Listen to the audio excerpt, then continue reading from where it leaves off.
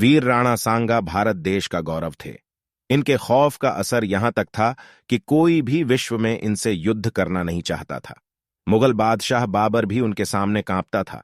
देश के महान वीर योद्धाओं में से एक थे राणा सांगा। तो आइए जानते हैं महाराणा सांगा के बारे में। वीर राणा सांगा का जन्म 12 अप्रैल 1482 को मेवाड़ के चित्तौड़ में हुआ था। इनका पूरा नाम महाराणा संग्राम सिंह था। इनके पिता का नाम राणा रायमल था। बचपन से ही राणा सांगा और उनके दोनों बड़े भाई एक साथ रहे, शिक्षा ली। इनके 3 बड़े भाई और थे। राणा सांगा की पत्नी का नाम रानी कर्णावती था और उनके 4 पुत्र थे, जिनके नाम रतन सिंह द्वितीय, उदय सिंह द्वितीय, भोजराज और विक्रमादित्य सिंह थे। राणा सांगा अपने पिता महाराणा रायमल की मृत्यु के बाद 1509 में 27 वर्ष की आयु में मेवाड़ के शासक बने। मेवाड़ के महाराणा में वे सबसे अधिक प्रतापी योद्धा थे।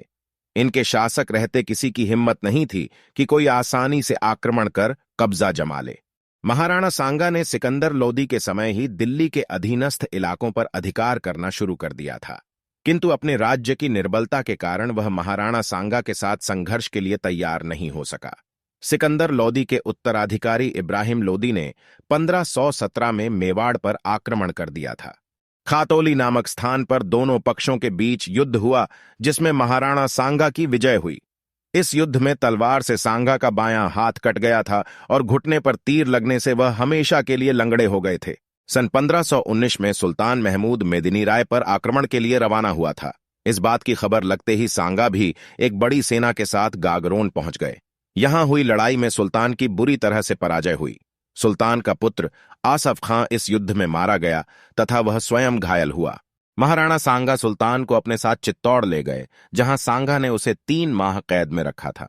खानवा युद्ध शुरू होने से पहले राणा सांगा के साथ हसन खां मेवाती और अनेक राजपूत अपनी अपनी सेना ले साथ हो गए। वह हौसले के साथ एक विशाल सेना के साथ बयाना और आगरा पर अधिकार करने के लिए बढ़े। बाबर से बयाना के शासक ने सहायता मांगी। बाबर ने ख्वाजा मेहदी को भेजा, पर राणा सांगा ने उसे शिकस्त देकर बयाना पर अधिकार कर लिया। सीकरी के पास भी मुगल सेना को करारी हार मिली। लगातार मिल रही हार से मुगल सैनिकों में डर भर चुका था। खानवा का युद्ध मार्च 1527 राणा सांगा और मुगल बादशाह बाबर के बीच हुआ था। खानवा के मैदान में दोनों सेनाओं के बीच जबरदस्त खूनी मुठभेड़ हुई।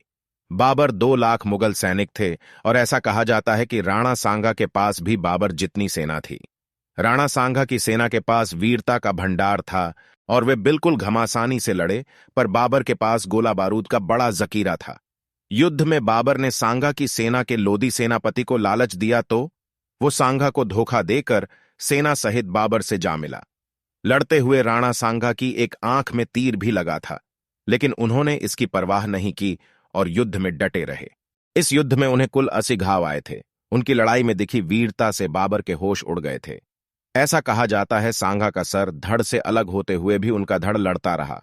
उन्होंने बाबर को हराने और दिल्ली पर विजय प्राप्त करने तक चित्तौड़ नहीं लौटने की शपथ ली।